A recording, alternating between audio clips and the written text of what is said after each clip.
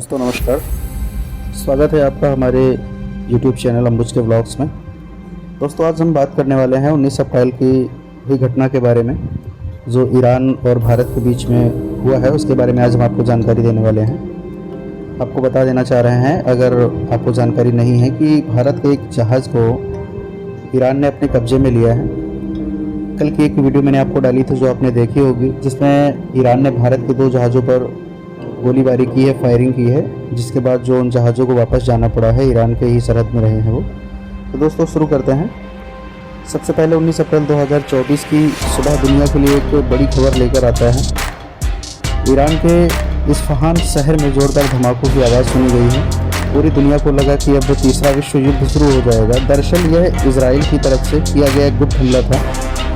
यह हमला ईरान द्वारा 13 अप्रैल को किए गए ड्रोन हमलों का जवाब था, जो इजराइल ने दिया। इस्फहान को ही क्यों चुना गया ये समझिए, क्योंकि यहाँ ईरान ने सबसे बड़े एयरबेस बना रखे हैं और परमाणु ठिकाने मौजूद हैं।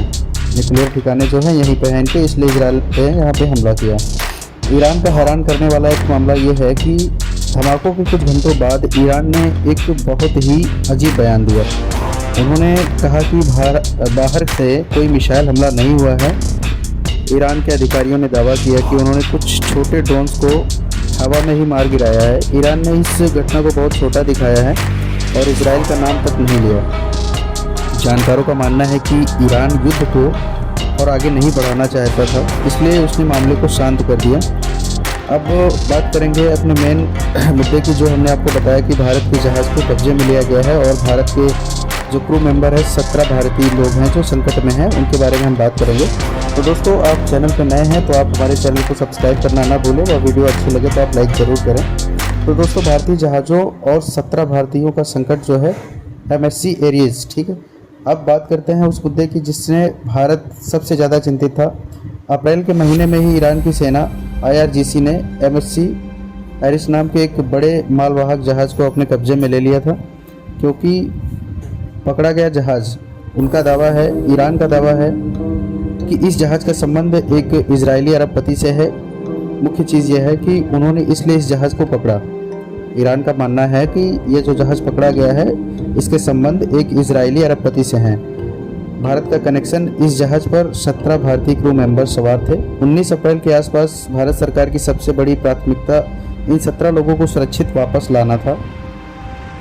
19 अप्रैल की एक बड़ी जीत की बात करें, इन पेसा जोसेफ की वापसी हुई है। भारत के लिए 18 और 19 अप्रैल की तारीखें बहुत अहम थी। भारत के विदेश मंत्रालय की लगातार बातचीत के बाद ईरान ने जहाज़ पर मौजूद इकलौती भारतीय महिला इन पेसा जोसेफ को रिहा कर दिया। 18 अप्रैल की शाम वह कोच्चि भारत पहुंच गई और 19 अप्रैल तक बाकी 16 भारतीयों को ईरान ने कांसुलर एक्सेस दे दिया है, जिसका मतलब था कि भारतीय अधिकारी उनसे मिल सकते थे और उनका हालचाल ले सकते थे। भारत पर क्या असर पड़ा है ये समझिए। अगर यह तनाव 19 अप्रैल के बाद और बढ़ जाता है तो भारत के लिए 2 मुश्किलें खड़ी हो जाती हैं कि खाड़ी स्ट्रेट ऑफ हॉर्मोज, जहाँ से दुनिया का सबसे ज़्यादा तेल गुजरता है, वहाँ युद्ध होने से भारत में महंगाई बढ़ जाती। दूसरा है लाखों भारतीयों की सुरक्षा के बारे में। खाड़ी देशों में लाखों भारतीय काम करते हैं जिनकी जान खतरे में पड़ सकती थी। निष्कर्ष यह है कि 19 अप्रैल की शाम तक यह साफ हो गया था कि न तो ईरान और न ही इजराइल इस मामले को और आगे खींचना चाहते हैं। तो भारत की कूटनीति संरक्षित रखने में कामयाबी हासिल की। मुख्य बिंदु यह है कि इस्फहान हमला इजराइल ने छोटा ड्रोन हमला किया, जिसे ईरान ने कम करके बताया। और जहाज़ का मामला यह है कि MSC एरिस के 17 भारतीयों में से पहली रिहाई महिला कर्मचारी की हुई। युद्ध की स्थिति 19 अप्रैल के बाद तनाव कम होने लगा है और बड़ी जंग टल गई है। तो यह थी छोटी सी जानकारी 19 अप्रैल से संबंधित 2026 की। तो दोस्तों ऐसे ही और करंट जानकारी जानने के लिए हमारे चैनल को फॉलो ज़रूर करें, सब्सक्राइब करें व हमारे वीडियो को लाइक करें। Thank you.